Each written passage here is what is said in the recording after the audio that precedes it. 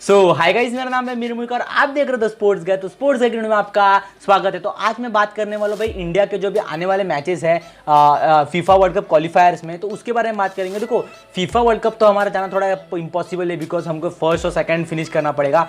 पर अगर हम थर्ड फिनिश करते तो हमें जो एएफसी एशियन कप का जो स्लॉट है वो हमें मिल जाएगा। तो हम उसके लिए लड़ रहे हैं। एक है वो है बांग्लादेश और अफगानिस्तान से लड़ रहा है। अगर हम तीसरे पे आ जाएंगे तो हमको डायरेक्ट एएफसी एशियन कप का स्लॉट मिल जाएगा। तो देखो, पहला मैच है इंडिया वर्सेस कतर का। तो अब इंडिया की देखो, मैं पहली बात बताता हूँ वीडियो शुरू होने से पहले। देखो, मुझे इतना टेक्निकलिटीज़ नहीं पता है यार फुटबॉल की, फॉर्मेशन क्या होता है, ये क्या होता है। मैंने आईएसएल देखा है एक सीज़न, मैं सीख रहा हूँ, मैं धीरे धीरे और सीखूंगा। तो मैं इसमें सिर्फ मैं इंडिया के जो प्लेयर है उसके बारे में बात करूँगा। अगर आपको कतर के बारे में देखना है, अगर आपको और एकदम बहुत इन डेप्थ देखना है, तो मैं आपको डिस्क्रिप्शन में लिंक देता हूँ। तो उधर में एक बंदे की वीडियो डाली, तो वो जाके ज़रूर देखना। पर पहले मेरा वीडियो देख लो, ज़्यादा बड़ा नहीं होगा, 3-4 मिनट का होगा। तो चलो बिना किसी तरीके शुरू करते हैं।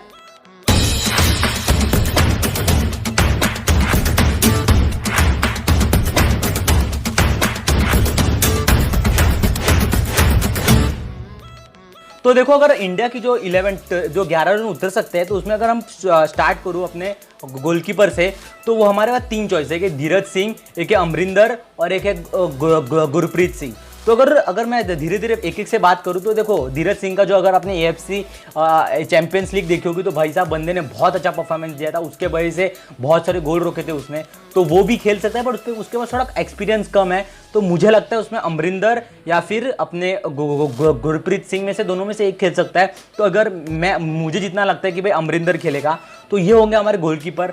तो अगर हम राइट बैक की बात करें, तो भाई राइट बैक का एक सीन क्या है ना, राइट बैक का जो हमारा मेन राइट बैक था, जो भी एफसी गोवा से ही खेल रहा था चैंपियंस लीग में, जिसने भाई साहब क्या कमाल की परफॉर्मेंस दी थी, तो वो अभी इंडिया के साथ ट्रैवल नहीं कर रहा है बिकॉज ऑफ कोविड के वजह से। उसको कोविड पॉजिटिव हो गया था वो, उसकी वजह से। तो उसकी वजह से अभी हमारे पास और क्या बैकअप ऑप्शन है, तो वह प्रीतम कोटाल। उसका परफॉर्मेंस अच्छा था, मैंने देखा 80 के मोहन बागान के मैचेस, तो उसका परफॉर्मेंस ठीक ठाक था ना, not so good not so bad ऐसा परफॉर्मेंस उसका। तो इसीलिए मैं प्रीतम कोटाल को रहता हूँ राइट कॉर्नर में। अगर आप लेफ्ट की बात करो, तो लेफ्ट में हमारे पास है राहुल बेके, आशिक कुरिनियन और एक है हमारे पास आकाश मिश्रा।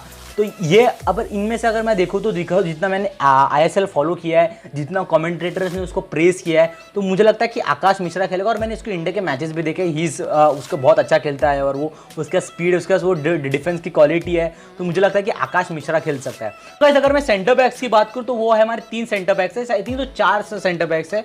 एक है झिंगन, एक है चिंगलिंगसाना और एक है आदिल खान। सॉरी, 3 ही है। तो अब देखो, झिंगन तो पक्के होंगे, फॉर शॉट होंगे झिंगन, और चिंगलिंगसाना और आदिल खान का जो आपने मैच देखा था, जो भाई जिसमें अपना झिंगन भाई बैठे थे और आदिल खान आया था, उसमें भाई साहब 6 गोल खाए थे इंडिया ने। उनकी पूरी गलती नहीं थी, कुछ गलती गोलकीपर की भी थी, कुछ और उनके साथीदारों की भी थी। बट मुझे जितना लगता है भाई साहब, झिंगन तो फॉर शॉट खेलेंगे। उनके साथ मैं देखना चाहूँगा चिंगलिंगसाना को। वो हैदराबाद का डिफेंडर है, बहुत अच्छा परफॉर्मेंस किया भाई साहब उसने।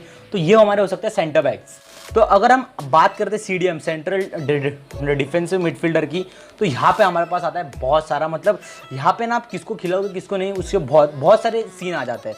तो देखो, हमारे पास ऑप्शन बहुत सारे, जैसे कि ग्लेन मार्टिन्स, अपुया, रॉलिन बॉर्जियस, फिर अनुरुद्ध थापा, सहल अब्दुल समद। पर तो देखो इनमें से, पर देखो अगर सहल अब्दुल समद और अनुरुद्ध थापा थोड़ा एडवांस भी खेल सकते हैं, पर अगर मतलब प्रॉपर सीडीएम अगर इनमें से कोई है, तो मुझे लगता है रॉलिन बॉर्जिस। बिकॉज मैंने उनको मुंबई के बहुत सारे मैचेस देखे भाई साहब, तो वो मुंबई के लिए परफेक्ट एक सीडीएम का रोल देखते हैं। वो ज़्यादा अटैकिंग में जाते नहीं है, वो ज़्यादातर रहते इसमें रहते हैं, डिफेंडिंग में ही रहते हैं वो। और उनकी जोड़ी और अहमद जाऊ जो मुंबई के प्लेयर है, उनके साथ उनका बहुत अच्छा कॉम्बिनेशन रहा है।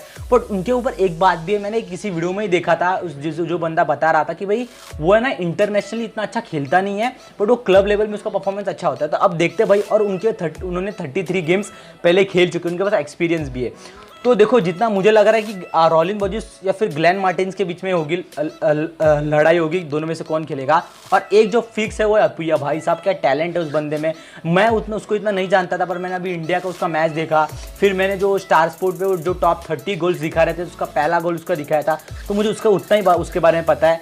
फिर अगर हम आगे की बात करें, आगे के लिए तो भाई साहब कोई शक ही नहीं है, ब्रेंडन फर्नांडिस जिसने अभी जो AFC एशियन चैंपियनशिप हुई थी उसमें भी उसने 2 असिस्ट दिए थे, और जिससे हमारे 2 ही गोल हुए थे, 2 असिस्ट उसने दिए थे, और उसका इंडिया के लिए उसने सबसे ज़्यादा असिस्ट दिए, मतलब असिस्ट देने वाला बंदा है वो। तो ये हो गया हमारे अटैकिंग मिडफील्डर।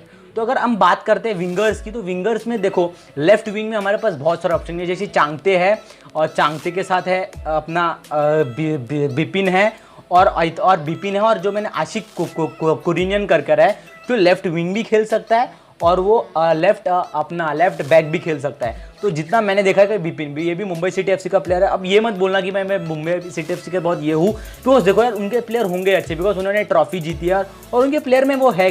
तो मुझे लगता है कि भाई बिपिन सिंह खेल सकते हैं, बिकॉज उनकी जो वो रन्स अच्छे लेते हैं, वो बॉल स्पेसेस को एक्सप्लॉइट कर सकते हैं। जो भी अपूया उनको बॉल देंगे भाई लेके, तो वो अच्छे से जाके सुनील छेत्री को क्रॉसेस कर सकते हैं, वो खुद गोल मार सकते हैं। उनके इस पूरे सीजन में 5 गोल है और 4 असिस्ट है भाई साहब, नहीं 5 गोल और 3 असिस्ट, ऐसा ही कुछ उनका परफॉर्मेंस है, आपके स्क्रीन में भी आ रहा होगा। तो अगर हम अगले प्लेयर की बात करें तो वो मेरे ख्याल से होता है जो राइट विंगर। तो राइट विंगर में मुझे ऐसा लग रहा है वो होंगे मनवीर भाई साहब। देखो मनवीर जितना मुझे लगा ना, मैंने उनका देखा है, वो ऐसा एक थोड़ा forward type of centre forward है वो मेरे ख्याल से, पर ठीक है उनको राइट विंग भी खेल लेता है एटी के मोहन बगान से। तो ये हुई कुछ बात। और अगर आगे की तो कोई बात ही नहीं है, आगे अगर सेंटर फॉरवर्ड में तो भाई बोलने की बात ही नहीं, होंगे सुनील छेत्री। हाँ, और भी बहुत सारे ऑप्शन है, जैसे कि लिस्टन कोलेसो है, और ईशान पंडिता है। ईशान पंडिता भाई जिसने ISL में भाई साहब सेकंड हाफ में आके लास्ट मिनटों में आके भाई साहब 3-4 गोल मारे उसने, और इंडिया के लिए भी खेल चुका है। तो देखो सुनील छेत्री तो होंगे ही फॉर शॉट, पर अगर सेकंड हाफ में अगर थोड़ी पेस चाहिए होगी तो वो आई थिंक सो रिप्लेसमेंट आ सकते हैं ईशान पंडिता, और लिस्टन कोलेसो भी आ सकते हैं। और देखो जैसे मैंने कहा लेफ्ट विंग में हमारे पास और एक ऑप्शन है जो चांगते भी अच्छा खेलते हैं, और उनमें बहुत स्किल है, वो बॉल लेके भाग सकते हैं, वो रन्स अच्छे बनाते हैं, वो क्रॉसेस अच्छे करते हैं, तो वो चांगते भी हो सकते हैं यहाँ पे। तो ये हो गई भाई इंडिया की टीम की बात हो गई।